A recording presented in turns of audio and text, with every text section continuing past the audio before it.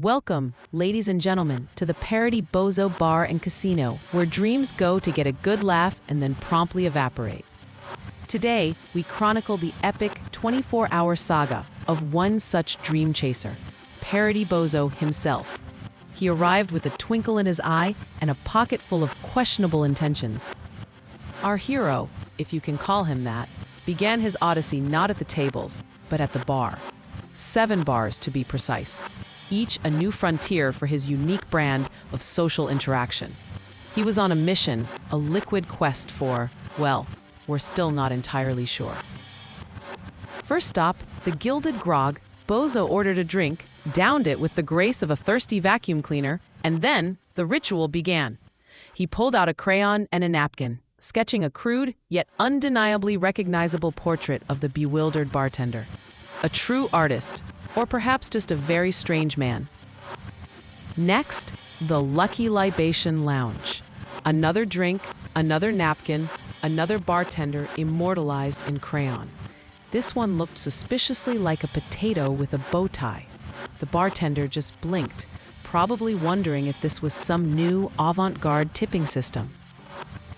Then came the High Rollers Hooch, the Jackpot Julep Joint, the Annie Up Ale House, the Betten Brew Bistro, and finally, the Flush Fountain. Each bar, each drink, each a new masterpiece of stick figures and questionable proportions. By the 7th sketch, the bartenders were starting to look less like people and more like abstract expressions of existential dread. He left a trail of paper portraits, a gallery of bewildered faces, and a bar tab that would make a loan shark blush. His artistic endeavors were complete, but his wallet was already feeling the strain. Little did he know, this was just the warm-up act for the main event. With his artistic duties fulfilled, Parody Bozo gravitated towards the hypnotic glow of the slot machines. He approached them with the confidence of a man who had just invented a new color. He was ready to conquer the one-armed bandits, or perhaps just confuse them into submission. He fed in his first few bills, a hopeful glint in his eye. The reel spun, the lights flashed, and then nothing. Just the sad mechanical whir of a dream dying. He tried again and again and again. Each pull was a testament to his unwavering, if misguided, optimism. He tried the Lucky Leprechaun loot machine, convinced the cartoon gold would somehow materialize. It didn't. He moved to Pharaoh's Fortune, hoping ancient curses might somehow translate into modern currency. They did not. He even tried the whimsical Walrus Wins, a machine so absurd it had to be a winner, right? Wrong. The walrus just stared back, judging him silently. His pockets were emptying faster than a politician's promises. The slots, it seemed, were not impressed by his artistic flair or his boundless enthusiasm. They simply took his money, 1 coin at a time, with the cold, unfeeling efficiency of a tax collector. He was losing, and losing spectacularly. Undeterred by his slot machine massacre, Parody Bozo decided to elevate his game, or rather, his losing streak. He sauntered over to the roulette table, a place where fortunes are made and more often, unmade. He placed his chips with the conviction of a man who had inside information, probably from a talking squirrel. He bet on black, then red, then a random number that seemed to call to him from the great beyond. The wheel spun, the ball danced, and then, inevitably, it landed on anything but his chosen spot. His chips vanished faster than a free buffet at a convention. Next, the baccarat table, a game of elegance, strategy, and apparently for Bozo, immediate financial ruin. He tried to look sophisticated, but mostly just looked like he was trying to remember if he'd left the stove on. He bet on the banker, then the player, then just threw a chip randomly, hoping for a miracle. No miracle arrived, just the dealer's polite yet firm collection of his dwindling funds. His baccarat career was shorter than a celebrity marriage. He was now officially in the desperate measures phase of his casino adventure. Finally, Blackjack, the game of skill, of counting cards, of knowing when to hit or stand.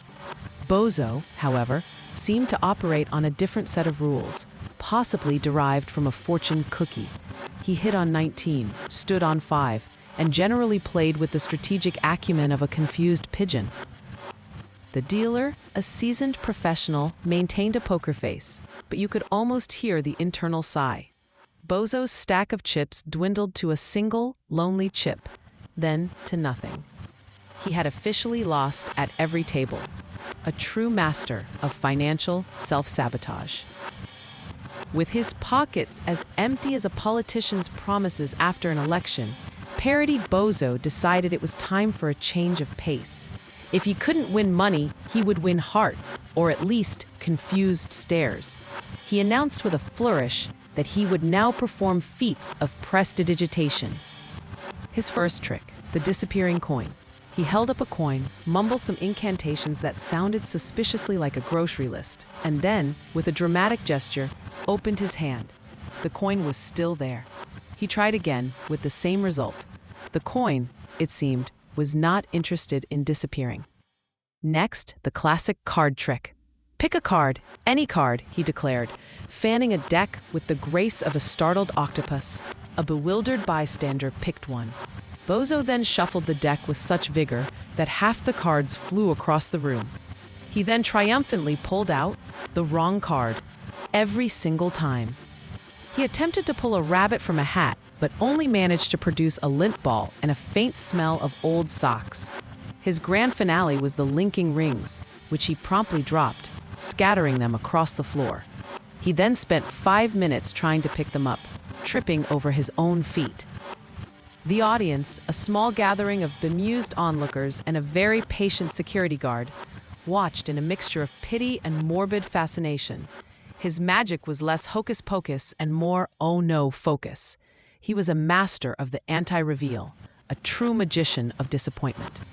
Having exhausted his funds and his magical repertoire, Parody Bozo decided to embrace a new strategy, outright cheating. He approached the slot machines with a newfound determination, attempting to jam them with a bent spoon. The machine just blinked unimpressed. He tried to slip extra chips onto the roulette table after the ball landed, a move so blatant it was almost artistic. The pit boss, however, was not an art critic. He then attempted to peek at the baccarat cards, craning his neck like a confused giraffe. At the blackjack table, he tried to swap cards from his sleeve, but only managed to drop them on the floor, revealing his entire poorly executed plan. His cheating was less Ocean's 11 and more, "Oops, I did it again." He was a criminal mastermind, if the mastermind had a severe case of butterfingers. His reign of clumsy terror was short-lived. A security guard, who had been patiently observing his entire 24-hour spectacle, finally intervened. Bozo was caught red-handed, with a bent spoon and a deck of cards he clearly didn't understand. Just as the security guard was about to escort him out, a blinding light filled the casino.